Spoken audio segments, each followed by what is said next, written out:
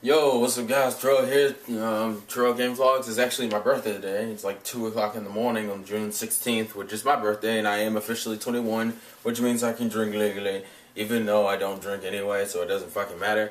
But that's not what this video is about. This video is actually about, Medaka Box. Again. So, the night I uploaded my reaction to episode 11, I was really pissed off. And a lot of people disagree with me, which I expected to happen. A lot of people were like, I think when you watch the later arcs, you'll kind of get to it. People need to realize when I do reaction videos, it's an initial thoughts. It's not me thinking about what I'm talking about. It's literally me going off of the initial things I felt when I finished the episode. So my thoughts were very formulated. Now, what this video is essentially what happened is that it was later on. I watched it at like 1 o'clock in the morning on a Thursday morning, went to sleep, woke up, watched Skate Dance, went to work. I think I went to work and then I came back from work, and then afterwards I ended up sitting down and thinking about the Medaka Box shit, and I ended up reading a shit ton of chapters for the manga. Because a lot of people kept saying you need to get through at least the first few arcs. I mean, you need to at least read the first arc, if nothing else. So what I did is I went through the Flask plan arc. I'm not all the way through it. I think I'm at a pretty decent chunk of it though, because I've already seen like fights for Medaka, Zenkichi, and Akune, and we're technically where I stopped in the beginning of Kikaijima's fight and the beginning of the backstory for the character that she's fighting. So here's the warning now. There will be major spoilers for that first arc. They all seem like major spoilers. Everything I know about this arc so far seems like major spoilers, so if you don't want to be spoiled on the first arc of Medaka Box, then don't fuck with this. As I said, I stopped at the beginning of that fight. I didn't keep reading because I kind of got tired because of how weird the show is. So, kind of just first impressions on the Flask plan. I will say this much. In terms of me being angry with Medaka, I'm not really that angry because I didn't realize how quick she got evened out. For some reason, I thought it would take a while because I'm used to like the Naruto effect with this kind of shit, where when they do character development, it's like gapped in between a whole bunch of shit. Apparently with Medaka Box, it happens like at the beginning of this arc with Nekomi, which I was so shocked to be the character to be like, yeah, you were on some bullshit. It's like, you refuse to fight niggas, and then it's like, what the fuck are you on? So I will say, in terms of me being annoyed with Medaka right now, I'm not necessarily annoyed with the character because she's kind of falling into Naruto mode, if that makes any sense. At least from where I'm at. Now, mind you, I'm at the part where she's been kidnapped by her sister and she's being brainwashed, and they're trying to rescue her. So I don't know anything that happens after that. I only know up until the Kikajima fighting, I forget the dudes. I don't remember any of these characters' names because they threw so many fucking characters at you. It was ridiculous. I don't know why shonens do that.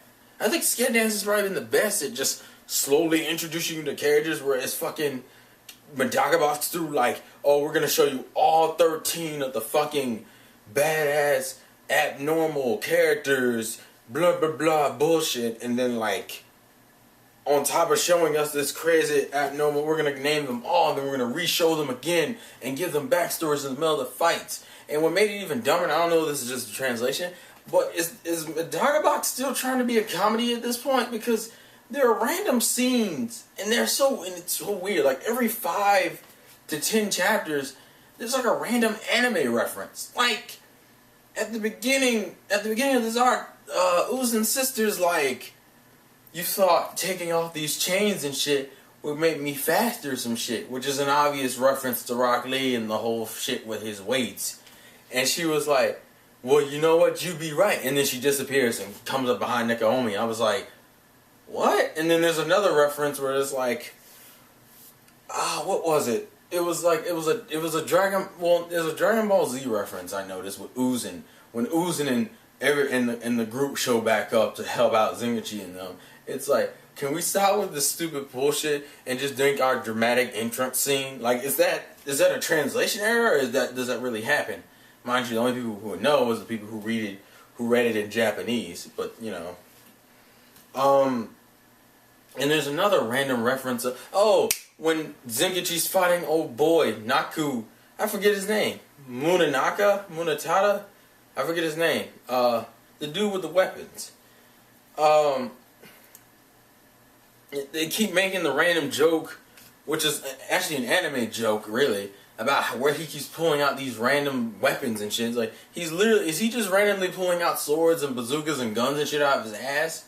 Like, they kept making random jokes, and it threw me off so badly, because it's not like it's not funny, but they're so random in this serious scene that I'm like, what? Like, I don't know. Also, Medaka's brother, I like him. He's cool. The new characters we've met so far, I'm very weird with. They're doing, it feels like I'm watching a portion of Fairy Tail, because I know Fairy Tail does something similar along these lines, where the first arc is like these characters fighting, and then them characters become friends. Because I do know that there are characters in the current Fairy Tail cast of like friend characters that they used to be enemies. Like, I know Juvia was the one who fought Gray, even though I don't know the backstory or even the logic behind that whole arc. I know that Juvia fought Gray. I think, what's the dude's name? The dude with the lightning fought Natsu, and they're now cool and shit. Like, I think it's under that same logic, because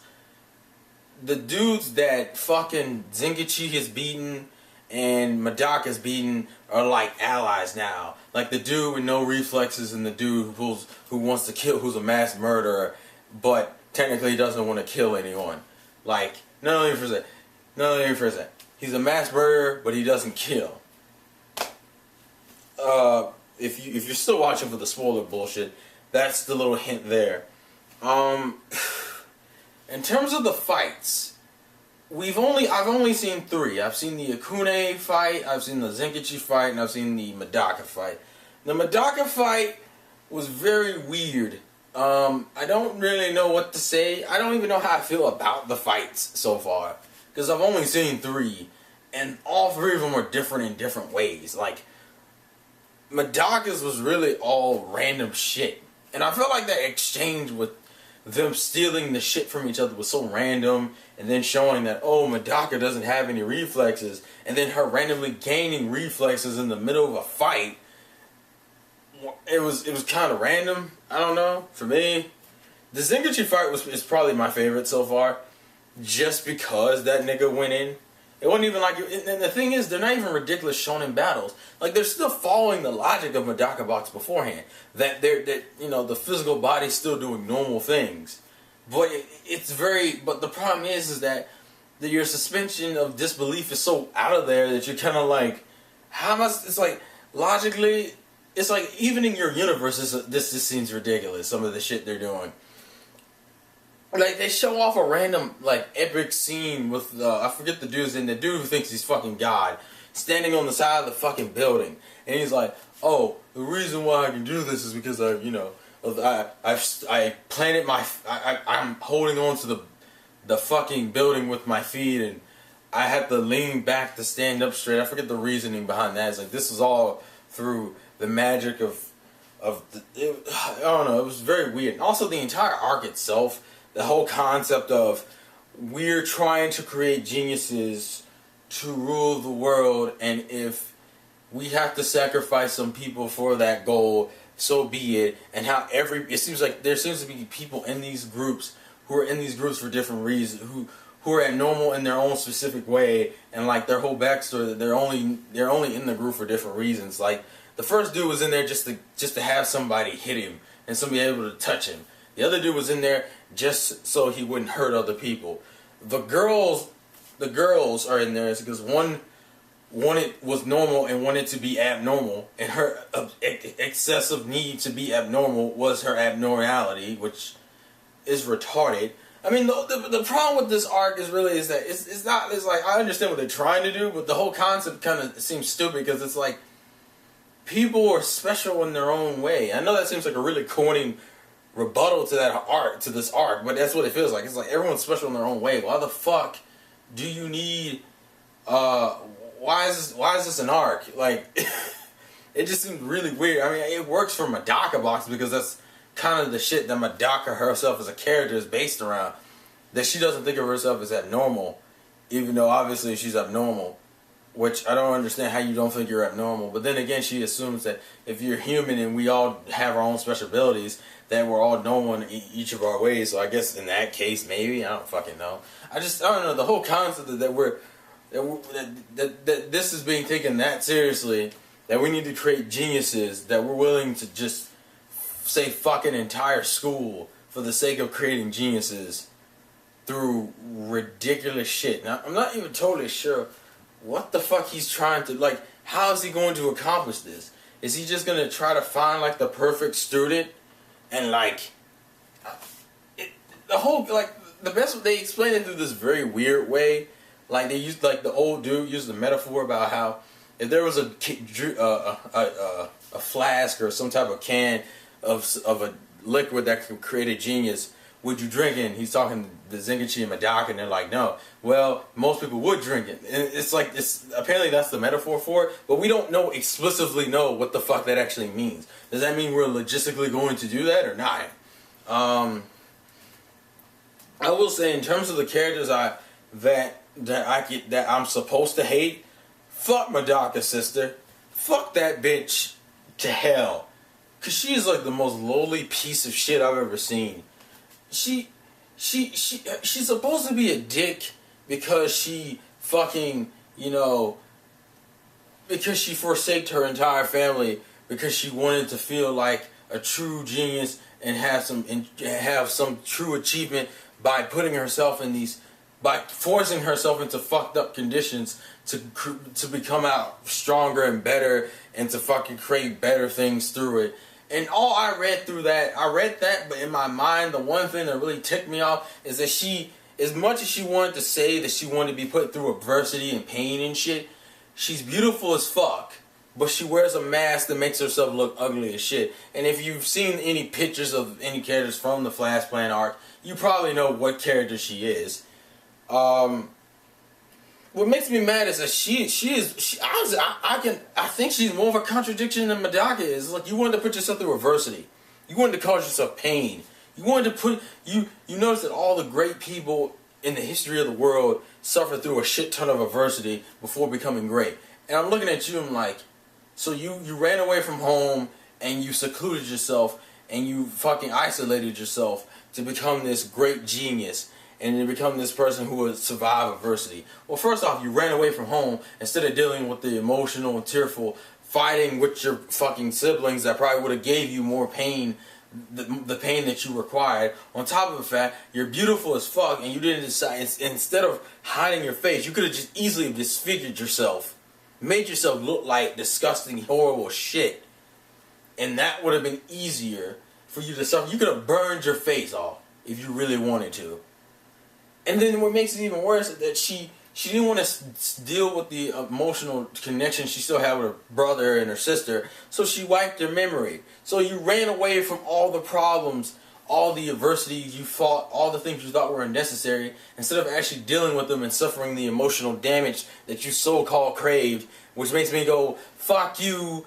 I forget her name, Naze Kurakami? Fuck you, Naze Kurakami, you egotistical, lowly piece of shit. You cannot, I hate this bitch. You cannot fucking sit there and go, I want to suffer more and more so I can create better things and then avoid all the instances you could have suffered in.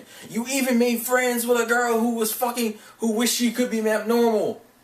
And you act like you treat her as a subject, but you don't. You made her an android, which just bugs the fuck out of me. I don't know.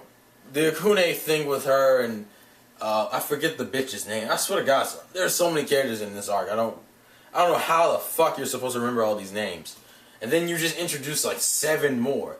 They just introduced 7 more from where right before I took a break. Like these, was it like it was something 7. Was it 7? No, it was like 6. 6 other people, and I was like, really, 6 other niggas? What the fuck? I do like how, in terms of the fighting, I do like how Zengachi and them seem to still be balanced. Like, Kikajima's special skill isn't the fact that she can fight, even though she still does some pretty ridiculous things. I also like Kikajima's morals up until the point where I stopped at, where she's like, everyone else treats her as some type of special deity or a god, but what I see is a girl, like you're supposed to see. And you know, with me and Kikajima, I'm probably going to relate with her more because I want to see what Kikajima sees. She seems to be the character who seems to see Medaka as an actual normal girl, like everyone else is supposed to see her as, but even me as a reader can't see her as a normal girl. I want to see more Kikajima related stuff to be able to figure out what she's looking, what she sees and what I don't see. I think Kikajima is like the perfect character to be like, I'm putting you back down to earth and showing you that she's just a normal girl. Like, I even like the fact that she actually cried when she thought Zengachi was dead, even though I expected her to do a lot more violent things than just cry. I expected her to lose her shit and to like beat the crap out of that dude, and she just cried. I don't know, I thought that was cute. I'm stupid with her.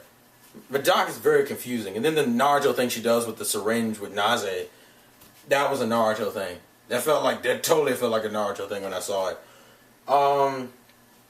Zengachi's fight was beast. Akune, we finally get to see Akune's full backstory. I feel like this next character, I feel like the enemy of one of these later arcs is probably going to be this character from their high school. Because this is the second time it's the same fucking character that killed that girl that Medaka first used that, like, war god mode on. So I'm thinking this dude who apparently also was like telling Akune to go just beat the shit out of people. I'm thinking this dude is like not dead. I don't even think he is dead, and he's probably a villain in some of the later arcs.